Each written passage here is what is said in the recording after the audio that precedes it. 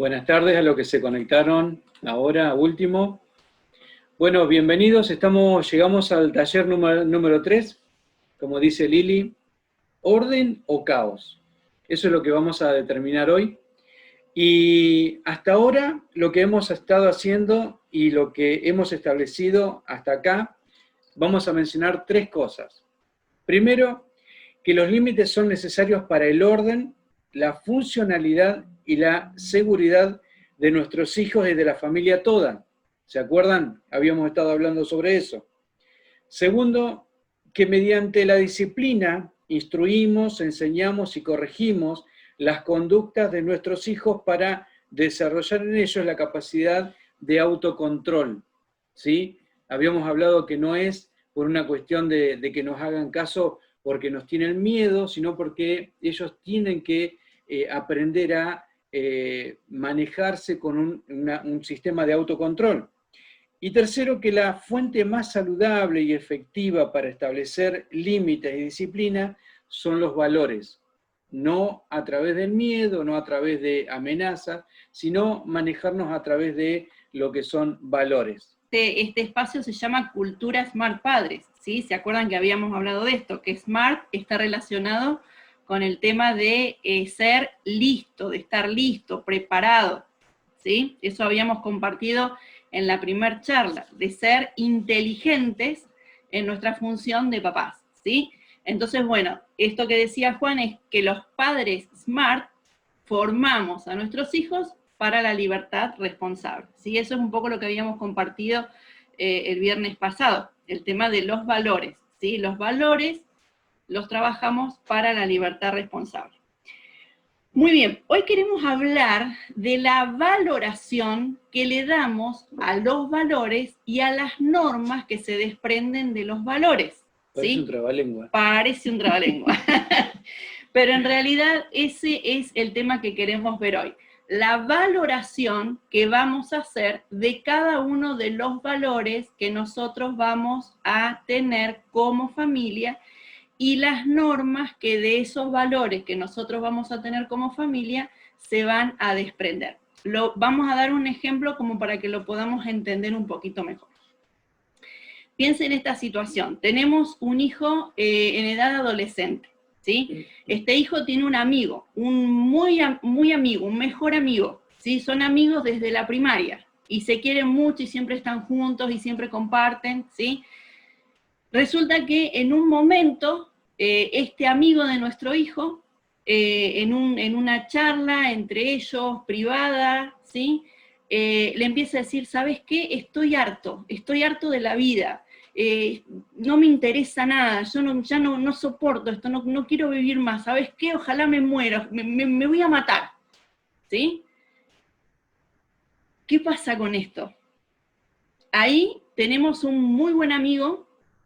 El valor es la amistad, son amigos leales, ¿sí? El valor de la lealtad, de la fidelidad como amigos, pero resulta que el contenido de lo que este amigo está compartiendo es algo que nuestro hijo tiene que guardar para sí y no contárselo a nadie porque es el secreto de su amigo, o habría que ver qué es más importante ahí, si la lealtad en la amistad o el valor de la vida de su amigo.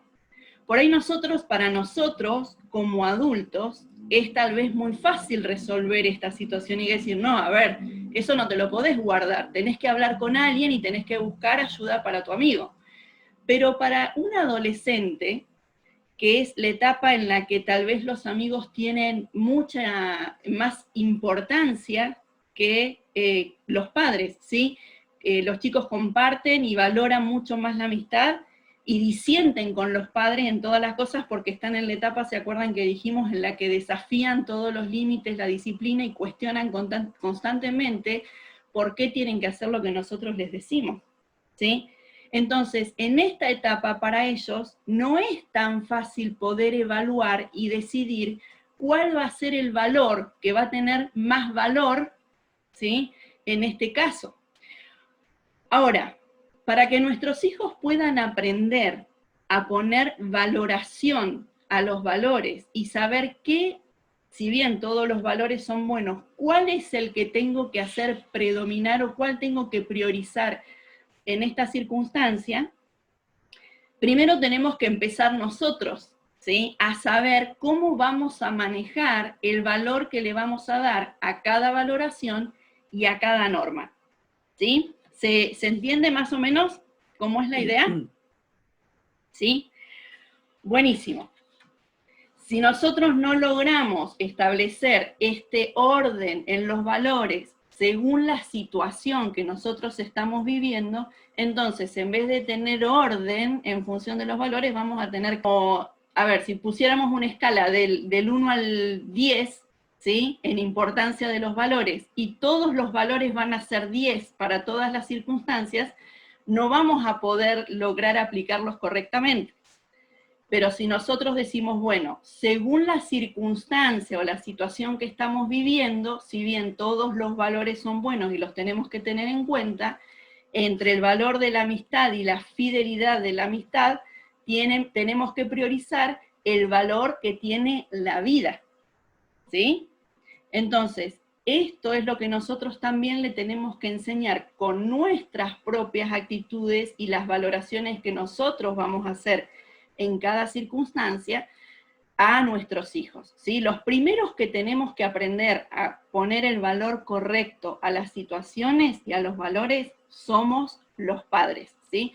Desde el primer taller que estamos compartiendo, es lo que les estamos enseñando, ¿sí? Que el acento no está puesto en los hijos, no son ellos los responsables de tener por ahí conductas inapropiadas, sino que los responsables somos los padres, porque somos los que vamos a definir cuáles son las normas que vamos a tener y qué valor va a tener cada norma en cada situación, ¿sí?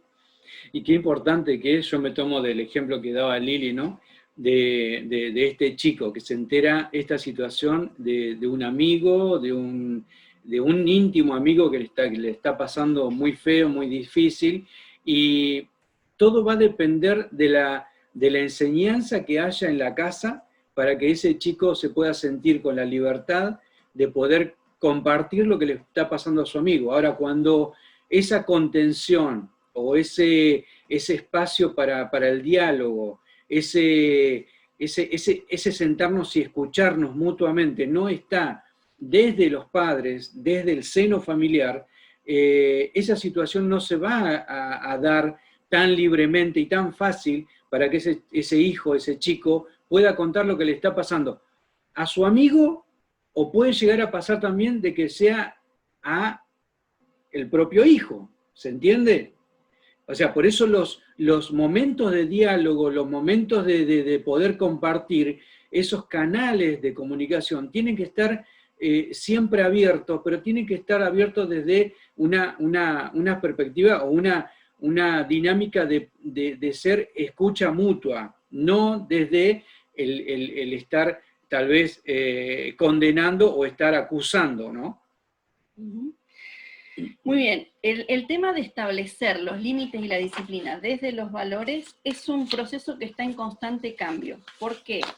Porque si bien lo que está bien va a estar bien siempre y lo que está mal va a estar mal siempre, nosotros hay normas que vamos a tener que ir ajustando según la edad y la etapa de desarrollo en que estén nuestros hijos, ¿sí? No es lo mismo, no son los mismos límites o los mismos permisos que nosotros le vamos a dar a un niño de 1 año, a un niño de 5 años, a un niño de 10 años, a un jovencito adolescente de 13, 15, 16 años, ¿sí?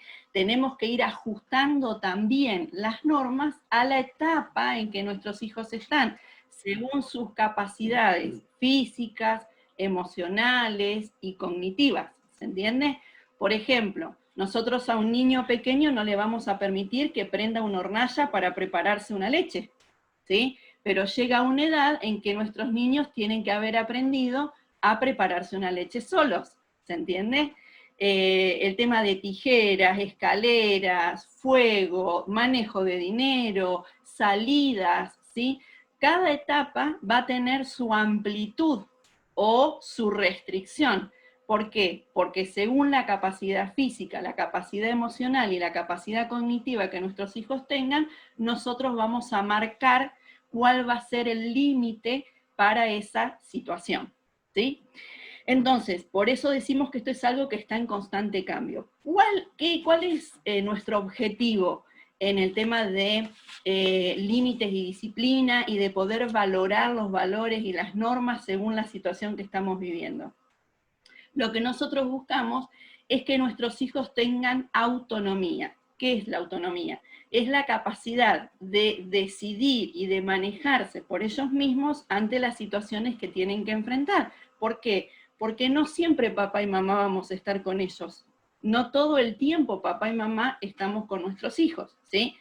Entonces, acá vamos a hacer una distinción, porque no hablamos de independencia, sino que hablamos de autonomía, porque la independencia es una palabra que en su aplicación tiene connotaciones que en realidad, en función de las relaciones familiares, de los vínculos que establecemos como familia, tiene connotaciones que no son favorables, ¿sí?, al sistema familiar. ¿Por qué? Porque todas las decisiones que nosotros tomamos, las palabras que decimos, las actitudes que tenemos, tanto nosotros como nuestros hijos, siempre van a influir y van a afectar al resto del sistema familiar, ¿sí? Entonces, hablamos de autonomía, de la capacidad que cada uno de nuestros hijos, según su edad, tiene para poder ir resolviendo y afrontando las diferentes situaciones problemáticas que a su edad le corresponden afrontar, ¿sí? Pero seguimos siendo dependientes del sistema familiar. Esto que decía Juan, por ejemplo, de saber que podemos conversar, de que cuando tenemos una situación vamos a charlar y lo vamos a compartir y lo vamos a resolver juntos, es parte de la dependencia del sistema familiar, ¿sí? No quiere decir por eso que nosotros decimos que nuestros hijos son inútiles o incapaces de resolver las situaciones, pero de acuerdo a su madurez y de acuerdo a lo que nosotros hayamos ido construyendo en ellos, van a tener la capacidad de resolver diferentes situaciones, sean más simples, más graves o más complicadas. ¿Sí? Se me ocurre que esto, lo que decía Lili sobre el tema de la diferencia entre que sean autónomos nuestros hijos y que sean independientes, la diferencia esa, está bueno marcarlo y no dejarlo librado al azar, porque pensar que nuestros hijos puedan ser independientes viviendo con nosotros, con sus papás, me da la impresión de que desdibuja la figura de el papá y la mamá como autoridad en la casa. ¿Se acuerdan que habíamos compartido las semanas anteriores el pasaje de Proverbios que decía: instruye al niño en su camino y aun cuando fuere viejo no se apartará de él, ¿sí? Entonces, un buen camino que nosotros como papás podemos establecer para enseñarle a nuestros hijos a valorar los valores, a valorar las normas y a valorar, hacer una valoración de las situaciones para poder saber cómo resolverlas mejor, empieza por lo que nosotros como papás vamos a tener también que establecer y valorar, ¿sí? La forma práctica de hacerlo es establecer en principio una tabla de faltas, ¿sí? Ustedes saben que nosotros siempre les damos tarea para hacer, siempre les damos algún trabajito, los sacamos de la zona de confort, de comodidad, ¿sí? Y los hacemos pensar por ahí en cosas que antes no se les habían ocurrido.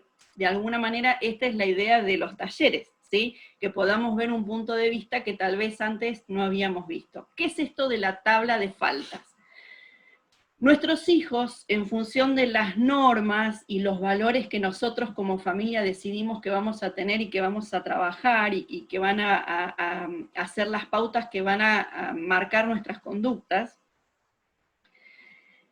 Entonces, cuando nosotros establecemos esta tabla de faltas, lo que hacemos es definir que digamos, en la vida cotidiana puede haber diferentes grados de faltas, ¿sí? ¿Qué es esto?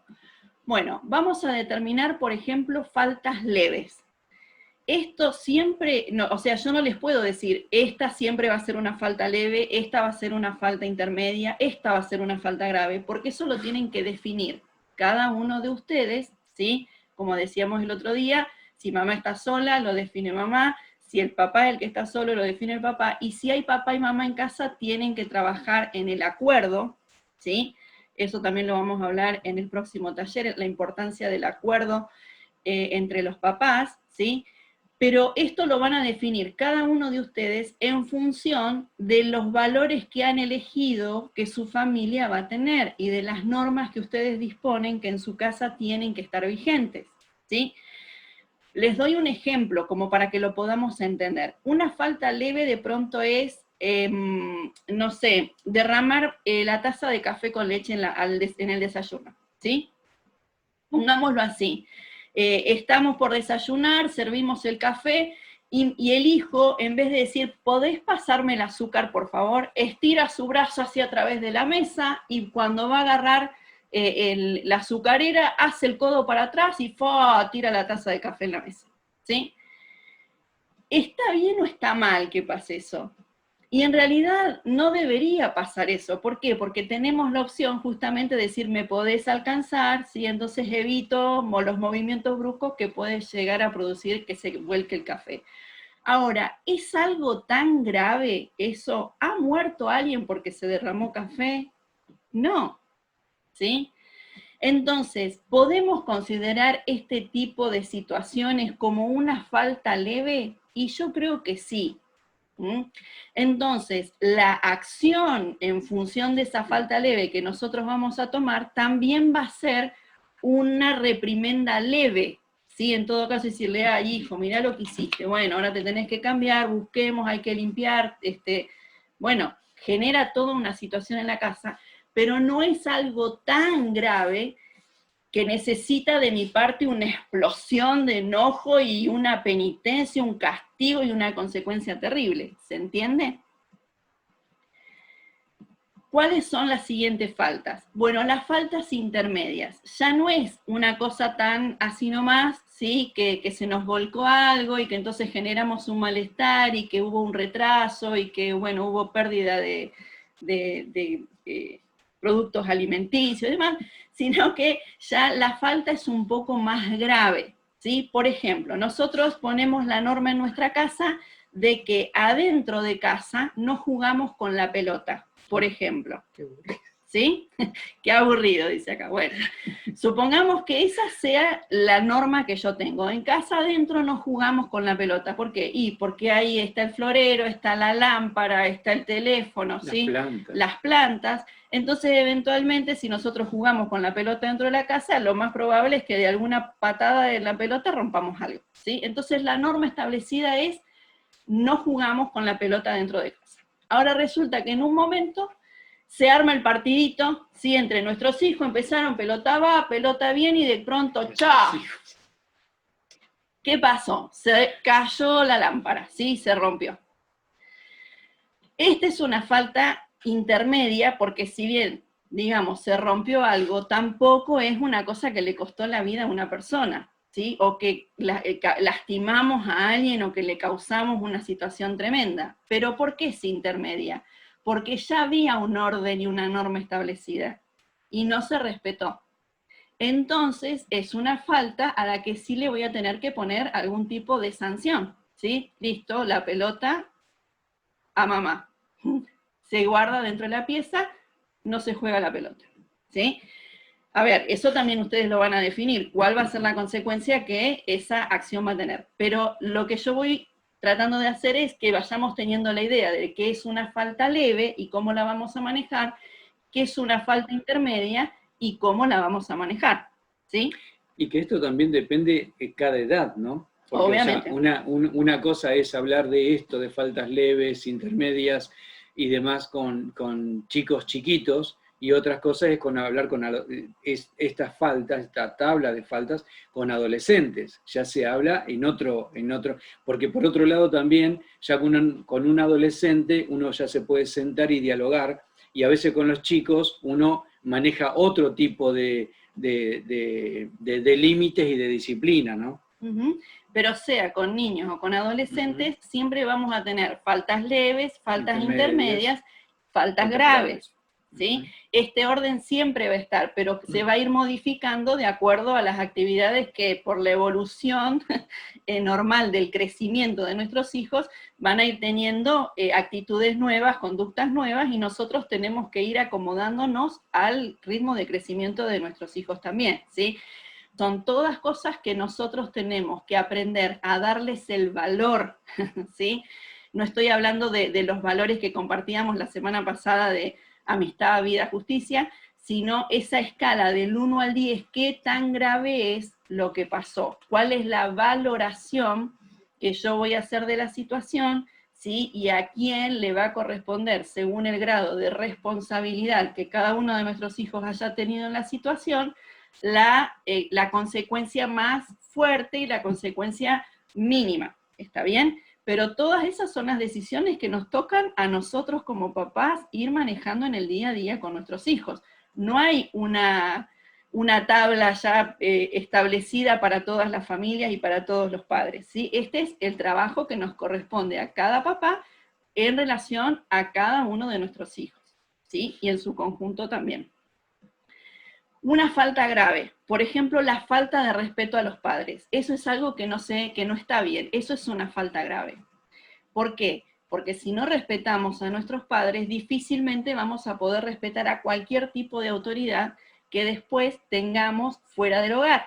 Llámese maestro, profesor, instructor, entrenador, policía, médico, lo que sea, ¿sí? Si yo no aprendo a sujetarme a la autoridad de papá y mamá en casa, y no soy capaz de respetar esa autoridad, entonces cuando salga tampoco lo voy a poder hacer porque no lo aprendí, ¿sí? No me lo enseñaron así.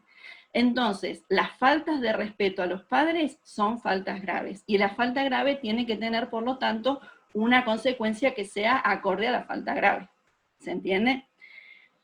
Muy bien. Y el otro tipo de faltas son las faltas extraordinarias. ¿Sí? ¿Cuáles son las faltas extraordinarias? Las que normalmente no se dan. Por ejemplo, por ahí nosotros tenemos un niño que de pronto se empieza a hacer pis en la cama. ¿Está bien o está mal que un chico de 8 o 9 años se haga pis en la cama? Y en realidad no está bien, porque ya tiene una edad en la que perfectamente es capaz de controlar esfínteres. Es más, a los 2 años ya los niños tienen control de esfínteres, ¿sí? Entonces, cuando algo así sucede, muchas veces los papás o las mamás se enojan por esta situación. Si se hace pis en la cama o se hace pis estando en la escuela, ¿sí?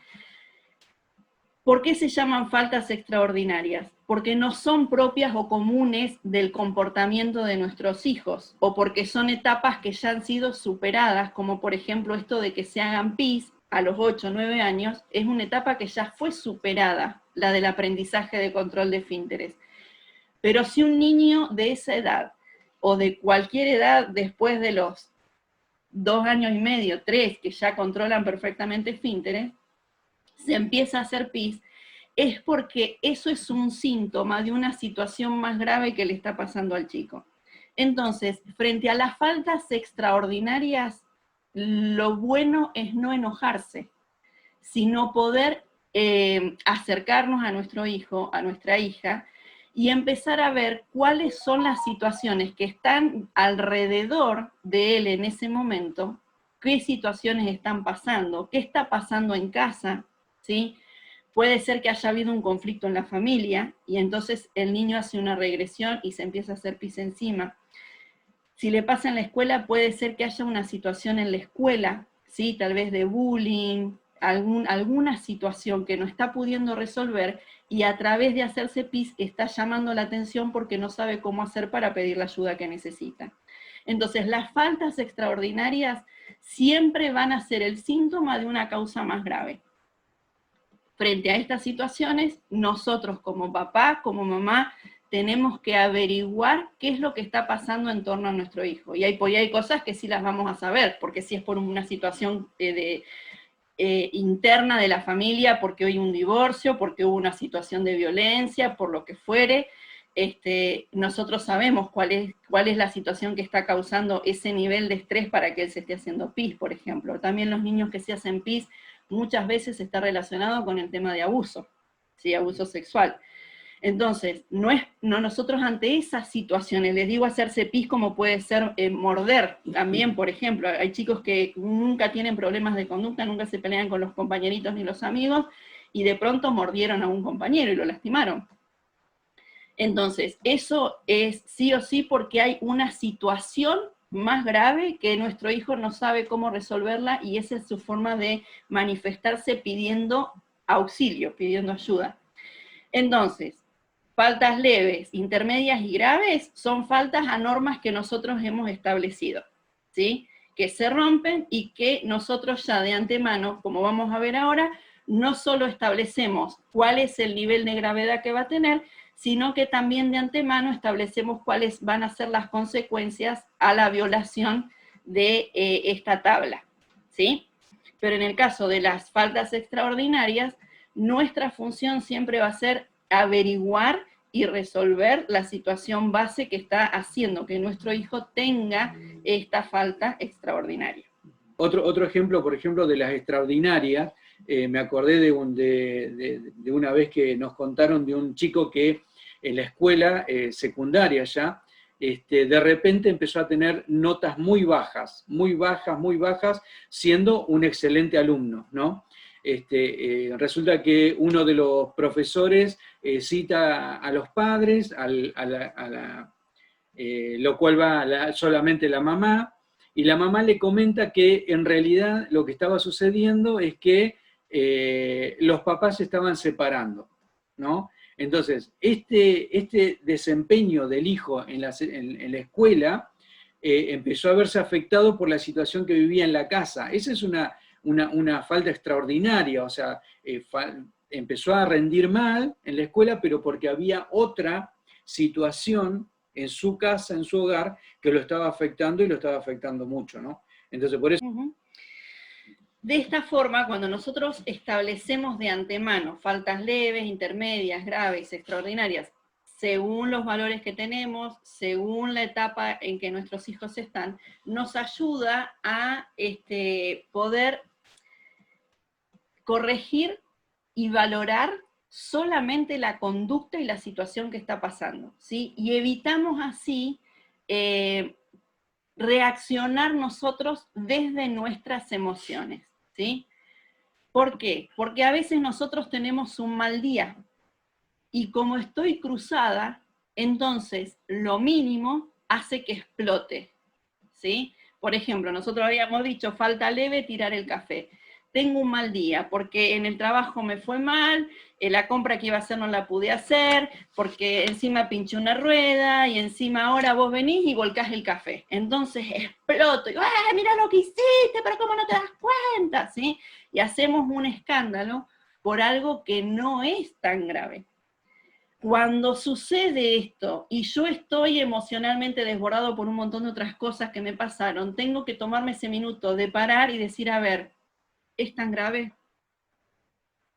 ¿O fue leve? ¿Fue leve? Bueno, respiro hondo, andá, por favor, buscá el trapo, vamos a juntar, limpiemos, ya está, ahora no vamos a poder tomar la leche y seguimos con lo que tenemos que hacer, ¿sí? Pero si yo no tengo establecido este orden y este entendimiento en mí de decir, bueno, esto es grave, esto es intermedio, esto es leve, entonces exploto por cualquier cosa. Nosotros como padres tenemos que aprender también a gerenciar nuestras emociones, a manejar nuestras emociones, ¿sí? Para corregir las conductas inapropiadas de nuestros hijos por el valor que tiene lo que hizo, y no por mi condición emocional del momento, ¿sí? Por eso es importante que como papás podamos elegir qué batallas vamos a pelear y qué batallas no merecen pelea, ¿sí? ¿Por qué? Porque cada batalla que nosotros peleemos con nuestros hijos para lograr las conductas apropiadas que nosotros queremos va a implicar desgaste físico, desgaste emocional, ¿sí? Y si yo me desgasto mucho en algo que es leve, no tengo después recursos y fuerza para así poder corregir efectivamente la falta grave. ¿Se entiende? ¿Sí? Muy bien, fíjense, la palabra de Dios en Efesios 4:31 dice, quítense de ustedes toda amargura, enojo, ira, gritos, insultos, ¿sí?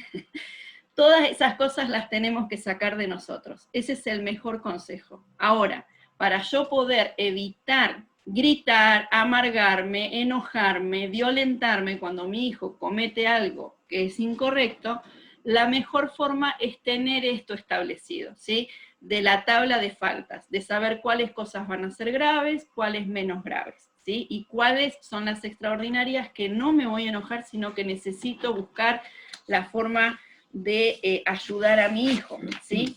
Entonces, junto con esta clasificación de faltas leves, intermedias, graves y extraordinarias, es importante que nosotros podamos establecer para nuestros hijos consignas, ¿sí? Consignas que deben ser claras, ¿sí? Perdón. Claras, concisas. ¿Qué significa que algo tiene que ser conciso? Yo no puedo decirle a mi hijo, bueno, mira, ¿vieron el ejemplo que les di del tema de jugar a la pelota adentro de la casa, por ejemplo? ¿Sí? ¿Cuál es la consigna? Dentro de casa no jugamos con la pelota. Punto. Es una consigna que es clara, que se entiende, y es concisa, ¿sí? Ahora, si yo digo, la consigna va a ser, dentro de casa, específicamente en el living, donde hay plantas, lámparas, teléfono, espejos, el televisor y muchas otras cosas que se pueden llegar a romper, no vamos a jugar con la pelota. A partir del momento en que yo dije, por ejemplo, el living, ya mi hijo se perdió en la consigna porque le estoy diciendo demasiadas cosas, ¿sí? Entonces es difícil que lo pueda retener y entender. Entonces mis consignas tienen que ser claras y tienen que ser concisas, tienen que ser específico, ¿sí? Tienen que saber lo que esperamos de ellos de forma clara y concreta, ¿sí? Cosas concretas que puedan entender, que de un par de veces que nosotros se lo repetimos, le quede grabado. A ver, esto es un trabajo, entonces vamos a tener que repetir las consignas muchas veces, ¿sí? Por eso es importante que nosotros las tengamos claras también para no cambiarlas en el tiempo, ¿sí? Si dije ahí. Por otro lado, tienen que ser consignas cumplidas. ¿Qué significa que sean cumplidas? Y que si dije que te quito la pelota si jugás adentro de casa, te quito la pelota si jugás adentro de casa. Porque si, llegado el momento, como estoy cansada, porque no tengo ganas, porque no tengo fuerza, lo dejo y digo, bueno, jugá con la pelota dentro de casa. La próxima vez que le diga no, me va a decir, pero si vos me dijiste que sí. ¿Eh? Entonces, lo que establecí es lo que se tiene que cumplir. Y las consecuencias que pusimos a la desobediencia también se tiene que cumplir, ¿sí? Tienen que ser cumplidas y tienen que ser consistentes, ¿sí? Y hoy hablábamos esto de la consistencia y la inconsistencia, ¿sí? Algo inconsistente es algo que no tiene forma, que se rompe y que se diluye, ¿sí? Algo consistente es algo firme. Entonces, las consignas que no se respetan tienen una consecuencia que vamos a cumplir y vamos a ser firmes en el cumplimiento de la consecuencia. ¿Sí? Es la única manera que la cosa funcione.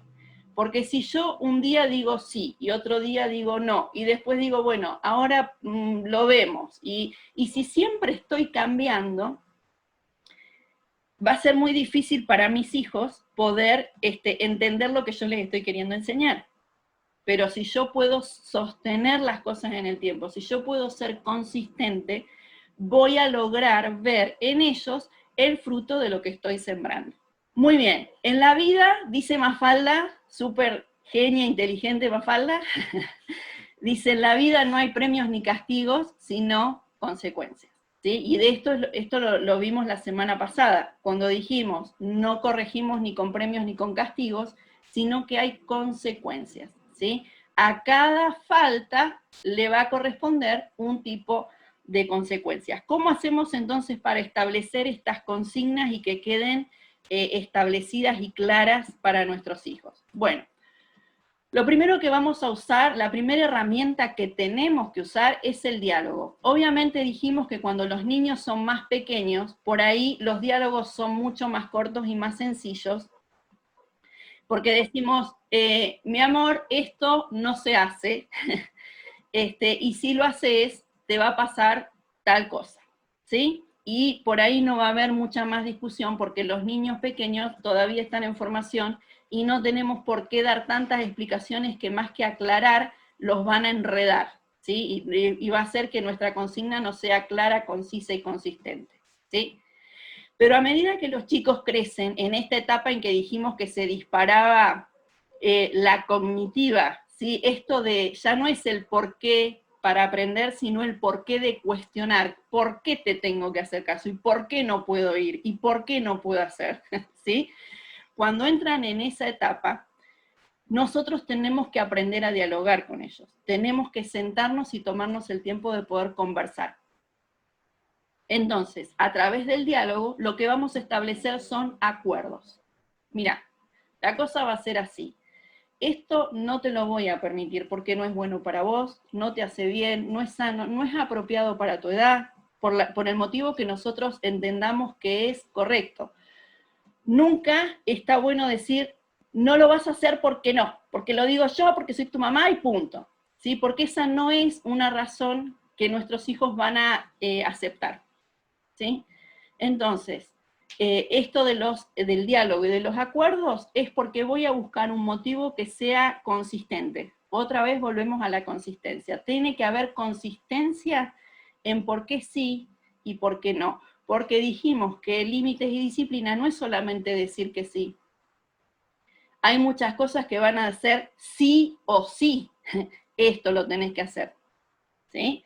Entonces, límites y disciplina implica sí, implica no. Implica, dijimos, deberes e implica derechos. ¿Cómo lo establecemos? A través del diálogo y poniéndonos de acuerdo, ¿sí? Esto es importante. Primero tiene que haber diálogo y acuerdo. Yo no puedo llegar y decirle, eso que hiciste está mal. Si primero dijimos en los talleres anteriores, no instruimos y no enseñamos. La corrección viene después de la enseñanza. Primero enseño y después puedo corregir. Entonces, primero vamos a hablar y primero vamos a ponernos de acuerdo en qué sí y qué no. Y después de eso van a venir las consecuencias. ¿Sí? ¿Cuáles son las consecuencias que va a haber? Bueno, va a haber una conducta obediente o va a haber una conducta desobediente. ¿Sí? Si hay una conducta obediente, es re fácil, es re lindo, es re alegre, ¿o no? Si hay obediencia, dijimos la semana pasada que al presente la disciplina no causa gozo, pero para el que se ejercita en la disciplina llega una vida apacible, llegan los tiempos de paz, de satisfacción, de descanso, ¿sí? Pero primero hay que ser instruido en la disciplina y aprender a practicarla. Entonces, la obediencia va a producir satisfacción, ¿sí? Satisfacción en el hijo, dijimos, y satisfacción en el padre, de ver cómo su hijo hace lo que se le pidió que hiciera. Ha tenido la conducta que se esperaba de él. ¿Qué es importante cuando hay obediencia? Cuando hay obediencia, es importante y es necesario el refuerzo positivo. Qué importante es esto, ¿no? Porque en realidad las consecuencias de la obediencia, la satisfacción y el refuerzo positivo también habla de una construcción. Muy bien, los refuerzos positivos es, por ejemplo, decir a nuestro hijo, bien, hijo, qué bueno que fuiste obediente, realmente estoy muy, muy satisfecho con vos. Hay algo importante en esto, que en el refuerzo positivo nosotros no debemos nunca hacer, y es decir, por eso te amo. Porque nosotros no amamos a nuestros hijos porque nos obedecen. Amamos a nuestros hijos porque son nuestros hijos, ¿sí? Nos llena de satisfacción, nos enorgullece, nos pone alegres que ellos nos obedezcan, ¿sí? Pero no los amamos porque nos obedecen, los amamos porque son nuestros hijos, ¿sí? Eso es importante también. Entonces, refuerzo positivo es alentar, es reconocer y alentar la conducta de obediencia, ¿sí?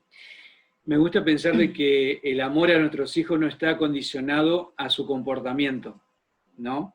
O sea, más allá de cómo se comporte, en realidad es algo que yo le permití o no le permití hacer, pero el amor no está condicionado. Yo amo a mi hijo porque es mi hijo, y punto. Eso no tiene ninguna, eso no cambia, no se modifica, eso es así y va a ser así, ¿no?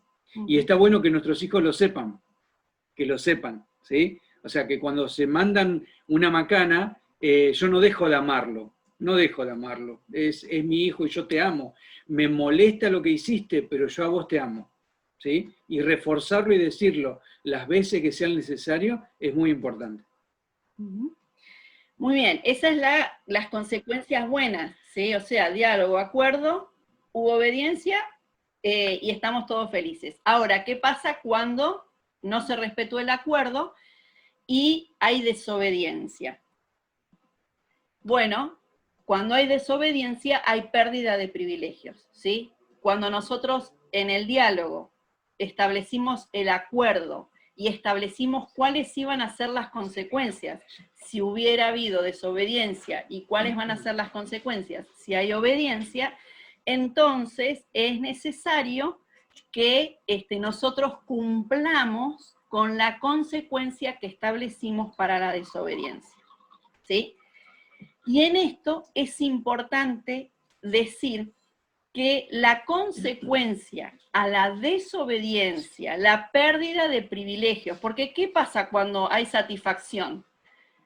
Porque hubo obediencia, y le vamos a dejar usar la Play, lo vamos a dejar ir a juntarse con los amigos a la plaza, le vamos a comprar alguna cosa que quería, ¿sí? ¿Por qué? Y porque es en respuesta también a que tuvo una conducta que se merece un privilegio. Volvemos a esto, no estamos premiando la conducta, ¿sí? Porque la conducta dijimos que no tiene premio o castigo, ¿está bien? Pero vamos a hacer un refuerzo positivo permitiéndole tener un privilegio. Entonces, esto también tiene que estar establecido cuando hacemos los acuerdos. La obediencia te va a dar privilegios, ¿sí? Lo importante de la obediencia es la satisfacción que trae, ¿sí? ¿Se acuerdan que dijimos que no era lo que pasaba afuera, sino lo que pasa dentro de la persona lo importante? Entonces, la obediencia trae satisfacción interna. La desobediencia va a generar, obviamente, un malestar, pero también va a tener la consecuencia de perder privilegios. Entonces, la pérdida de privilegios es para el día en que se generó la desobediencia. ¿Qué quiero decir con esto? Nosotros muchas veces, cuando nuestros hijos nos desobedecen, les decimos, bueno, ahora por una semana no jugás en la Play. ¿Qué pasa con esto? Ok, por una semana no juego en la Play. Mañana mi hijo se levanta a la mañana y a media mañana se manda otra macana y me desobedece. Entonces, ¿qué digo? Tenés una semana sin Play por lo de ayer. Y ahora también tenés una semana sin celular por lo que hiciste hoy. Y vamos acumulando, ¿sí? Al tercer o cuarto día, nuestro hijo es un manojo de emociones insostenibles, incontrolables aún para nosotros. Entonces le decimos, ¿sabes qué, nene? Andá y juega un rato a la Play que ya no doy más con vos. Y todo lo que quise construir antes no sirvió de nada. ¿Por qué? Porque ni siquiera yo puedo sostener ese tipo de consecuencias. Entonces, la consecuencia, si yo le digo, no vas a jugar a la Play hoy, hoy no puedes jugar a la Play, hoy no vas a tener el teléfono, hoy no vas a salir con tus amigos, ¿sí? La actitud mala de hoy tiene su consecuencia hoy. ¿Por qué? Porque después que asumimos la consecuencia y la pérdida de privilegios por haber sido desobedientes, tiene que venir el perdón y la restauración de la confianza. Es la única manera en que yo puedo lograr a largo plazo que mi hijo modifique sus conductas. Porque si no, si ya está castigado un mes sin play, un mes sin celu, un mes sin salida, un mes sin amigos, ¿saben qué? ¿Para qué se va a portar bien? Sin, igual no va a tener nada. No tiene ningún incentivo para cambiar su conducta. Si igual no tiene nada. ¿Sí? En cambio, si yo le digo, bueno, la consecuencia es hoy, mañana tenés la oportunidad de portarte bien y tener los privilegios. ¿Sí? Entonces, a largo plazo, eso produce un verdadero cambio de conductas. ¿Por qué? Porque nuestros hijos entienden que lo que está mal y tiene una consecuencia y pierdo algo que quiero. En cambio, si soy obediente, no solamente me siento bien, sino que puedo hacer también las cosas que me gustan hacer. ¿Sí? Entonces, hay más beneficios en la obediencia que en la desobediencia. Es fundamental, después de haber establecido cuáles van a ser las consecuencias, que dijimos, las establecemos de antemano, una vez que pasó el periodo de la consecuencia, que es el día, claro, es necesario decir, bueno, ya está, lo que pasó hoy, pasó. Cerrar. Cerrar, exacto. Hay que cerrar la situación. Decir, lo que pasó hoy pasó, hoy no pudiste jugar a la Play, hoy no pudiste salir con tu amigo, hoy no pudiste lo que fuere que le dijimos, ¿sí?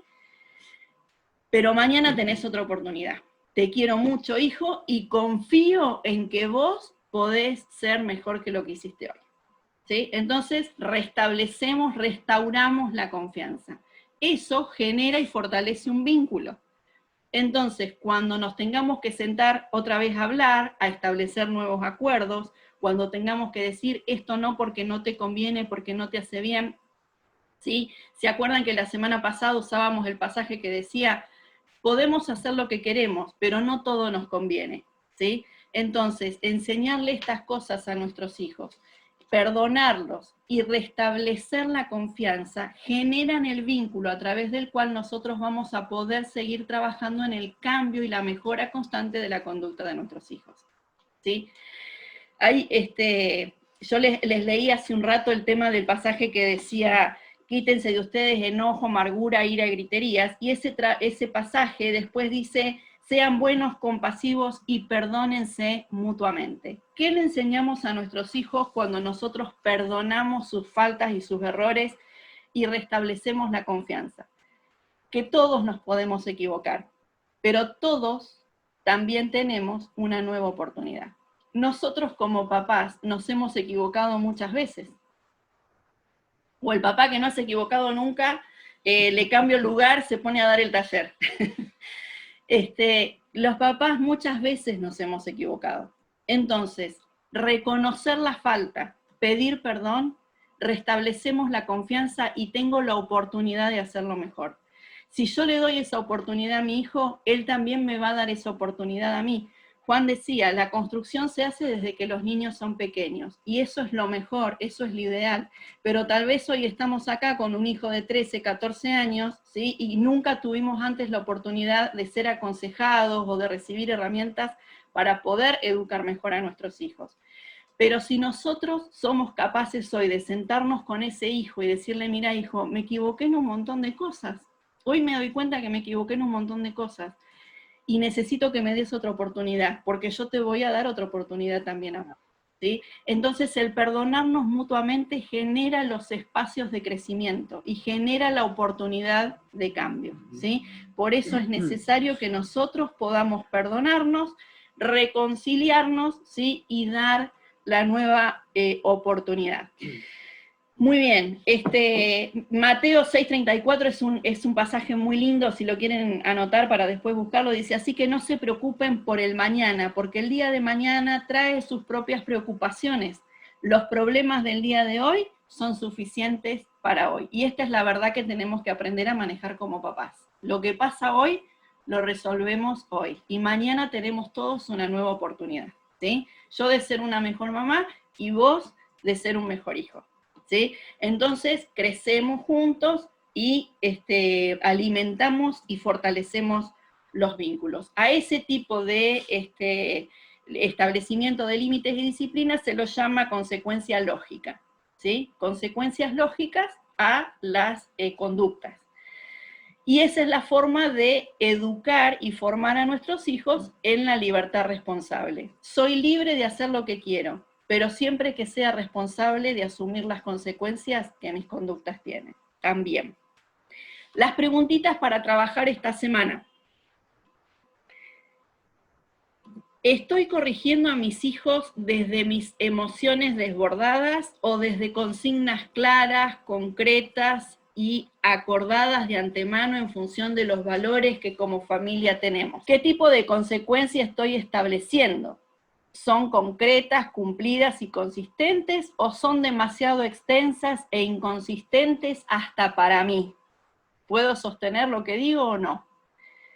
Te animamos a que puedas armar tu tabla de valoración de faltas leves, intermedias, graves y extraordinarias para no caer en reacciones del momento que lastiman física o emocionalmente a los hijos. Y después pusimos poco y bueno, 2 veces bueno.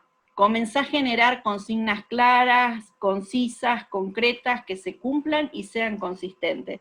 Recordá que las consecuencias son para el día.